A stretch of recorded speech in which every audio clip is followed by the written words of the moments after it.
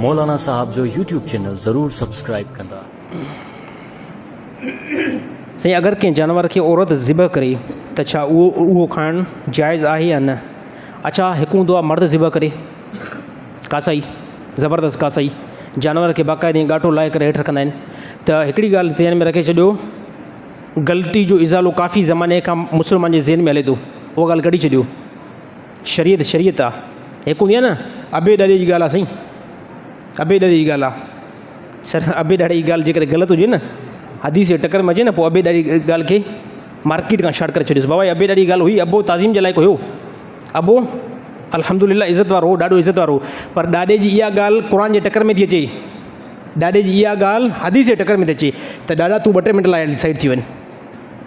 उहा असां ॾिसंदासीं जेकॾहिं ॾाॾे जी ॻाल्हि हदीस जे मुआफ़िक़ बीहे थी, ॾाॾे जी ॻाल्हि जेकॾहिं क़ुर जे मुआफ़िक़ बीहे थी, ॾाॾे खे भाकुर पायो साईं, माशा अल्लाह तुंहिंजी ॻाल्हि बिल्कुलु जेकॾहिं क़ुर हदीस जे मुआफ़िक़ आहे। पर जेकॾहिं ॾाॾे जी ॻाल्हि क़ुर जे मुआफ़िक़ नथी बीहे, क़ुर जे मुखालिफ़ वञे थी, पोइ ॾाॾे खे जो साईं 2-3 मिंट शरीयत अची वई आहे।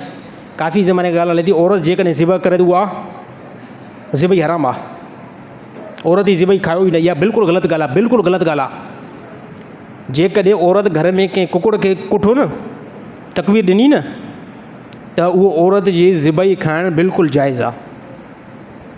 न ॿुधो आहे मसइलो, न ॿुधो आहे, इन करे मां अॼु ई ॿुधायां थो। औरत जेकॾहिं ॾिसो मर्द ॿार कासाई लॻाए पिया न, कुकड़नि खे कोन था न बाक़ाइदे, त जानवर खे ज़िबह करण जे लाइ कुझु शर्त आहिनि, जानवर खे ज़िबह करण जे लाइ शर्त आहिनि।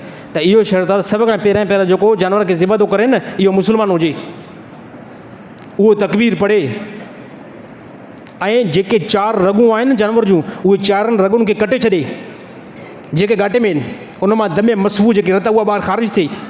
त हे कुल इहे ई शर्त आहिनि। इन में इहो हुकुम न आहे त मर्द हुजे औरत न हुजे। अची वियो मुस्लमान जे अंदरि साईं औरत आहे न आहे, जेके असांजो घर वारियूं अलहमदुलिल्लाह हो त मुस्लमान आहिनि न, त बिलफ़र्ज़ कॾहिं कंहिं औरतूं ज़िबह न आहिनि कंदियूं। कॾहिं को मौक़ो अची वियो घर में मर्द न आहे, कंहिं जानवर खे ज़िबह जेकॾहिं औरत कयो त उनजो खाइणु दुरुस्त आहे। कंहिं कुकड़ खे ज़िबह कंहिं औरत कयो त उनजो खाइणु दुरुस्त आहे, जाइज़ अमल आहे। भले उहो भागंदो आहे साईं, औरत मजबूरी खां अलावा बि औरत करे सघे थी, कंहिं क़िस्म जो कोई बि टेंशन न आहे। इंशाअल्लाह साईं ॻाल्हि सम्झ में अची वई? हा बिल्कुलु, अल्लाह ताला अमल करणी तौफ़ीक़ अता फ़रमाए। इहा ॻाल्हि ईअं ई आहे।